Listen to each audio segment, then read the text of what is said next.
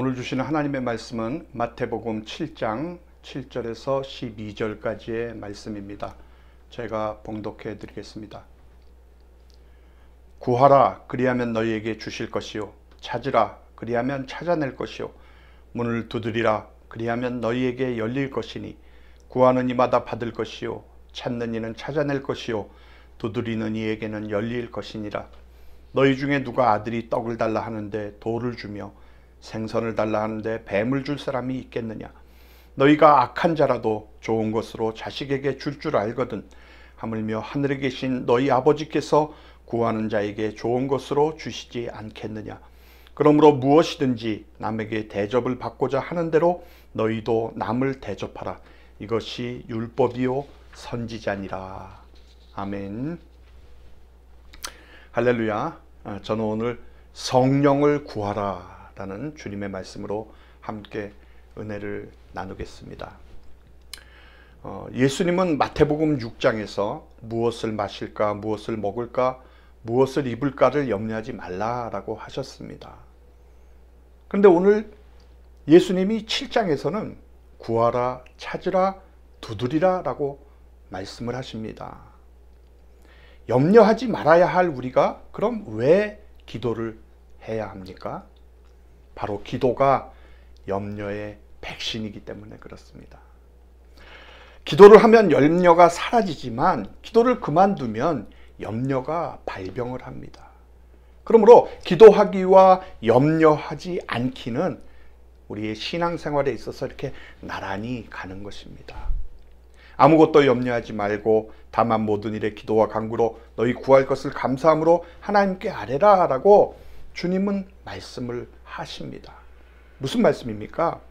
염려를 하지 않는 데에서 그치지 말고 기도하는 데까지 나가야 한다라는 말입니다.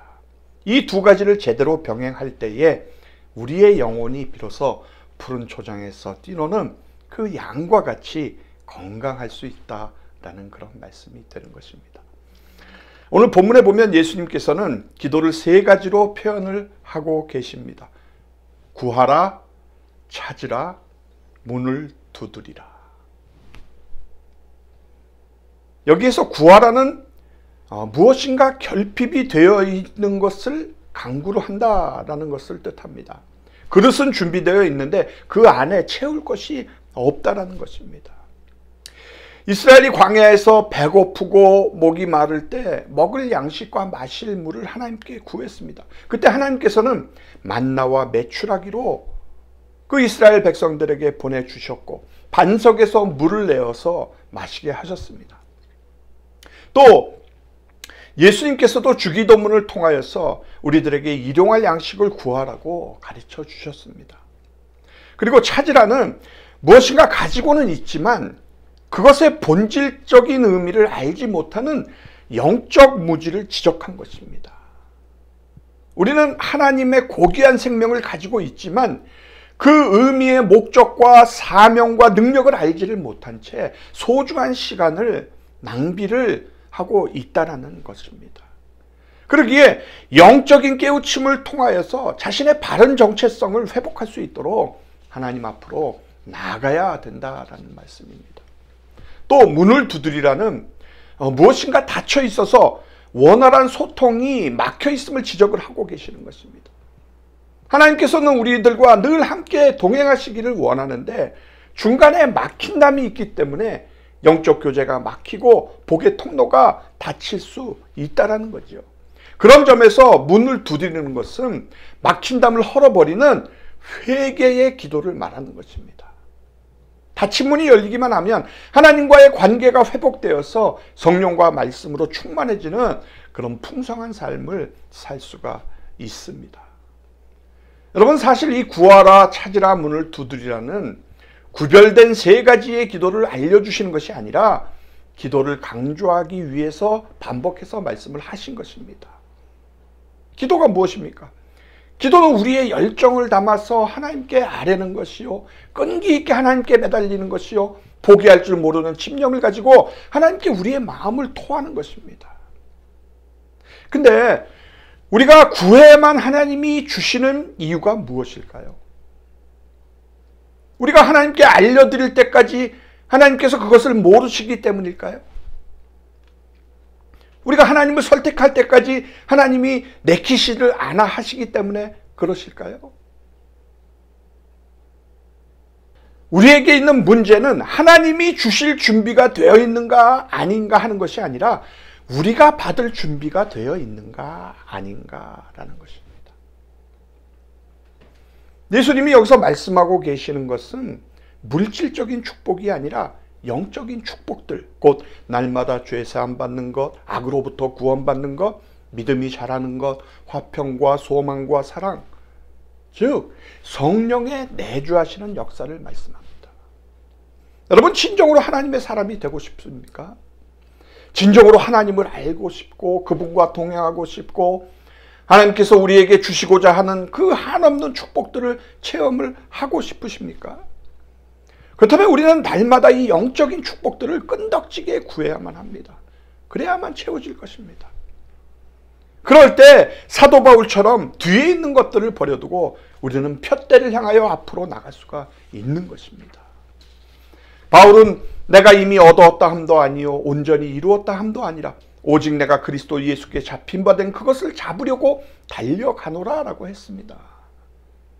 그렇습니다. 바로 이것입니다. 우리는 이것을 구하고 찾고 두드려야만 합니다. 그럴 때 이 모든 것들, 먹는 것, 마시는 것, 입어야 하는 그 모든 것들을 우리 주님께서 더하신다고 말씀을 하셨습니다. 사랑하는 여러분, 우리의 삶에 대한 성경의 가르침은 어떤 의미에서는 저 한 사람 아브라함 속에 요약이 되어 있습니다. 그에 대해서 성경은 갈 바를 알지 못하고 나아갔으며 라고 기록이 되어 있습니다. 그럼 왜 아브라함은 갈 바를 알지 못했음에도 불구하고 그는 완전히 행복했고 평화로웠고 두려워하지를 않았는가라는 거예요. 아브라함은 갈 바를 알지 못하고 나아갔지만 누구와 함께 가는지는 알고 있었던 것입니다. 중요한 것이 이것입니다. 그는 자기 외에 다른 또 한 분이 자신의 인생 여정과 함께 하신다는 사실을 안 것입니다. 그러니까 그는 혼자가 아니었던 거예요. 아브라함을 떠나지도 않겠고 버리지도 않겠다고 그에게 말씀하신 그분께서 그와 함께 하셨습니다. 그에게 다가오는 그 사건들, 또 일어나려고 하는 그 많은 문제들이 불확실했지만 그 가운데서도 아브라함은 완전히 행복했습니다. 그와 함께 동행하는 여행의 벗을 알았기 때문에. 오늘 이 아브라함과 함께 하신 그 임마누엘의 하나님께서 저와 여러분도 함께하고 계신 것을 믿으시기 바랍니다. 본문 9절로 11절에 보면 너희 중에 누가 아들이 떡을 달라 하는데 돌을 주며 생선을 달라 하는데 뱀을 줄 사람이 있겠느냐? 너희가 악한 자라도 좋은 것으로 자식에게 줄 줄 알거든 하물며 하늘에 계신 너희 아버지께서 구하는 자에게 좋은 것으로 주시지 않겠느냐라고 말씀을 하십니다. 우리가 아버지께 떡을 달라고 하면 돌을 줄 아버지가 없다는 말씀에서 언뜻 생각나는 말씀이 있습니다. 산상수훈 바로 앞에 나오는 마태복음 4장에 보면 예수님께서 공생애를 시작하시기 전에 사탄에게 시험받는 장면이 나오지요. 예수님께서 공생애를 시작하시면서 40일 금식을 하셨는데 사탄이 나타나서 그것을 이용해서 예수님을 시험을 합니다. 시험하는 자가 예수께 나와 이르되 네가 만일 하나님의 아들이거든 명하여 이 돌들로 떡덩이가 되게 하라라고 했습니다. 내가 하나님의 아들이라고 하는데 그렇다면 이 돌들을 가지고 떡이 되게 해보라라는 것이죠. 그리고 계속해서 성전 꼭대기에 세우고 뛰어내려보라고 했습니다. 천사가 손으로 받들게 해서 다치지 않게 해보라라는 거죠. 또 지극히 높은 산으로 가서 천하 만국과 그 영광을 보여주면서 만일 내게 엎드려 경배하면 이 모든 것을 다 내게 주겠다라고 했습니다. 여러분, 우리가 분명히 알아야 되는 것이 이 시험은 예수님께서 받으신 시험이지만 사실은 우리들에게 보여주시기 위한 시험이라는 것입니다. 하나님이신 예수님께서 사탄 같은 존재에게 시험이나 받아야 할 그런 분이 아니십니다.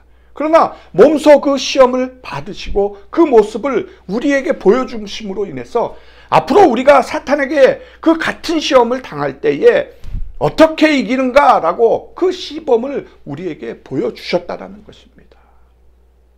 여러분, 우리는 기도를 하면서 일용할 양식들, 즉 떡을 위해서 기도를 합니다. 또 때로는 돌덩이로 떡을 만들어 달라고 기도를 할 때가 많이 있습니다. 근데 기도라는 것이 무엇입니까? 나는 아무것도 하지 않고 하나님께 부탁을 드려서 하늘에서 떡이 내려오게 하는 것입니까? 내가 할 수 있는 모든 일들, 최선을 다해 그것을 하면서 하나님께 도우심을 구하는 것이 기도지요.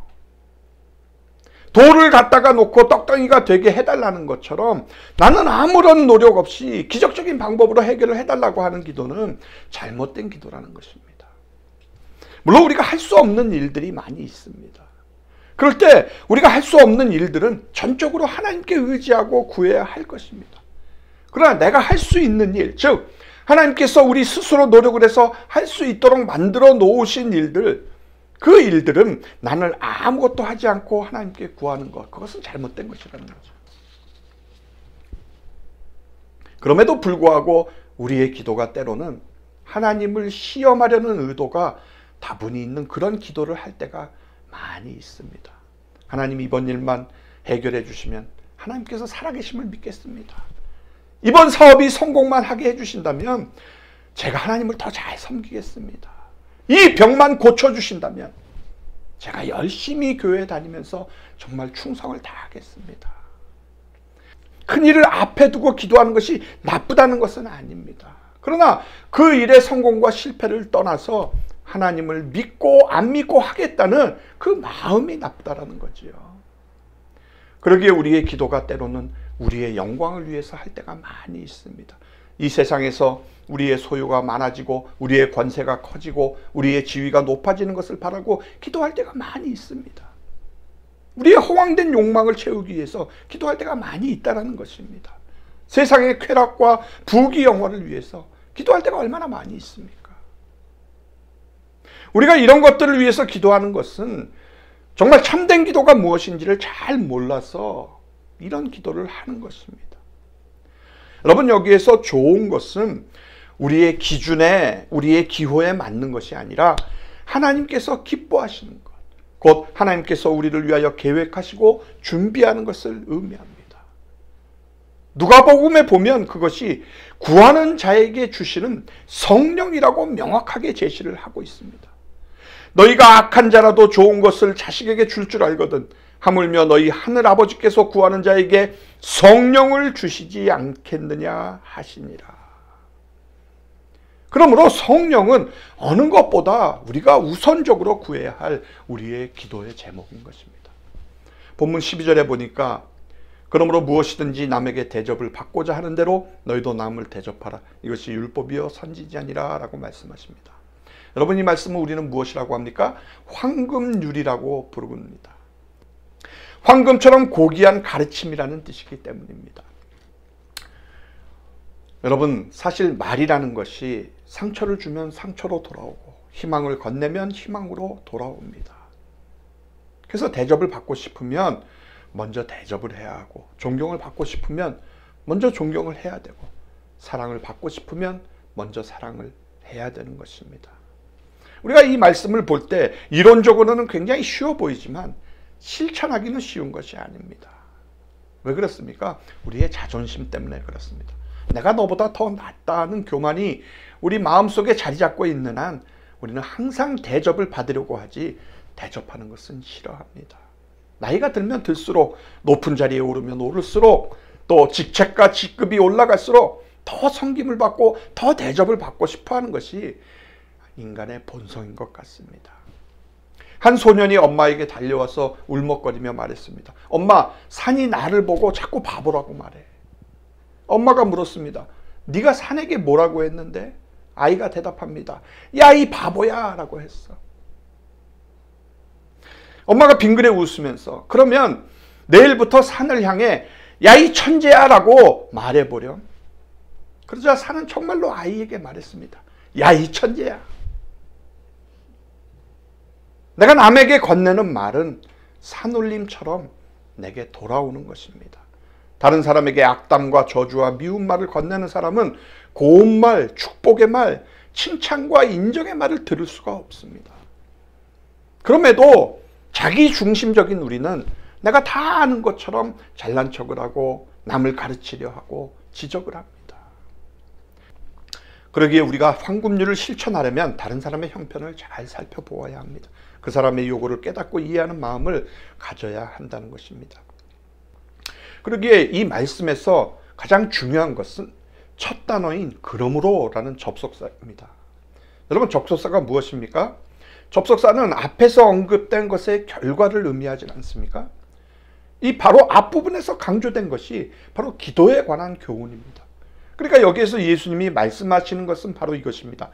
기도는 남을 대접하라는 목적을 지향해야 한다. 기도의 최종적인 목적은 우리의 필요를 채우기 위함이 아니다. 기도의 응답을 통해서 남을 대접하고자 하는 그 거룩한 목적이 있어야 그것이 바른 기도이다. 그렇지 않으면 우리의 기도는 자신의 욕심을 채우기 위한 수단에 불과할 것이다 라는 것입니다.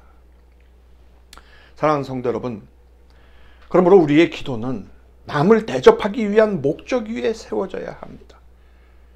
물론 기도의 내용은 구할 것도 있고 찾아서 회복시킬 것도 있고 막힌 것을 열어서 소통시킬 것도 있습니다. 그러나 모든 것보다 우선해야 할 것은 바로 성령 충만을 위한 기도입니다.